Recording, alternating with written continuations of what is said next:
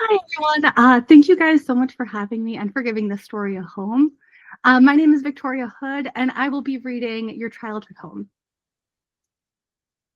I tore down your childhood home, the one you spent all day building. We made a home of love and luster, and with one movement, I tore it all down. Light bulbs breaking, blankets tumbling.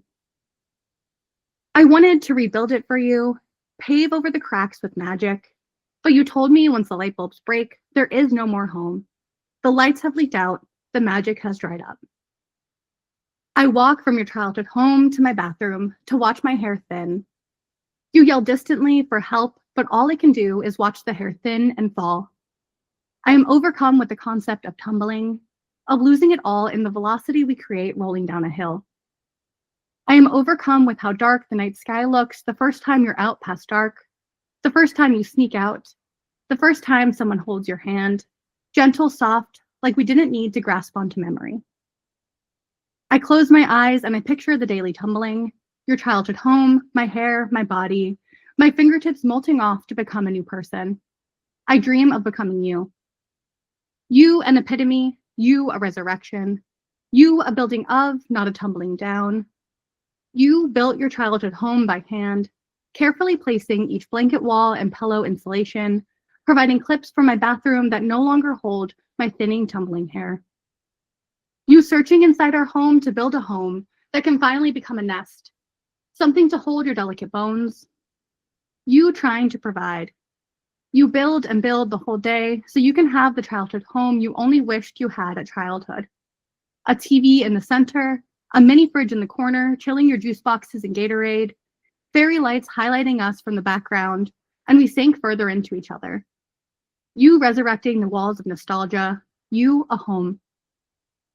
You invited me in to stay the night, and I made myself a spot next to you, holding myself together.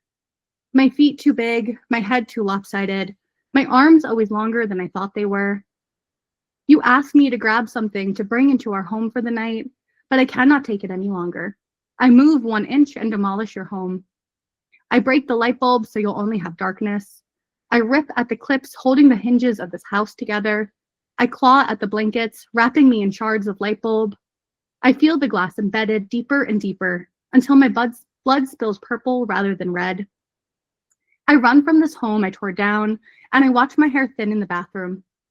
I push the glass deeper and deeper. I want to replace my bones made of milk and jelly with the shards of glass my body has started to call home. My body gags and I open my mouth and I pull at the threads choking me. I pull and pull until your gray felt snowflake blanket comes out in its entirety. It is hot to the touch from my fireplace heart. You pull this blanket over my head and ask me if this would be enough hair, so much that I could never lose it in this lifetime. I cry and cry until tiny pillows fit for ants crawl out of my eyes. Of course, I say. You shuffle me forward and my sheets for legs crumble under the weight of movement. They tumble under the tension of unraveling. I lay there in awe of the mess I made. I am never prepared for the way I can tear it all down, for the way I have never fully human. You tell me you wouldn't have built this home if you weren't prepared for me to knock it down. You tell me this like it is a comfort, like it is knowing, not like it is a stab to the balls of my feet, pegging me down to exactly who I am. In the wake of your childhood home collapsing, I'm building a new home for myself, one that could never be demolished again. I adjust my glass bones, compacting them into a figment of stability. I scoop up the tattered shards of blanket mixed with my surface red blood, and I paper mache the cracks in the wall. I chew up the papers from the receipts for the snacks, and I wad them together to make this house stable for impending weather. In the wake of your childhood home collapsing, I have built you something to stare at, something you can make a home out of if you hollow me out enough. Take the spoon from your pocket and gently spoon out your view. Make windows into your new childhood home. Take the spoon from your pocket and gently scrape the meat from bone. Sweep the muscle and tendon away like cobwebs. Squash the bugs inside your home like the balloons of blood they are. Take the spoon from your pocket and widen the gaping door to the entrance of your new childhood home. Make it human-sized again and never let me in.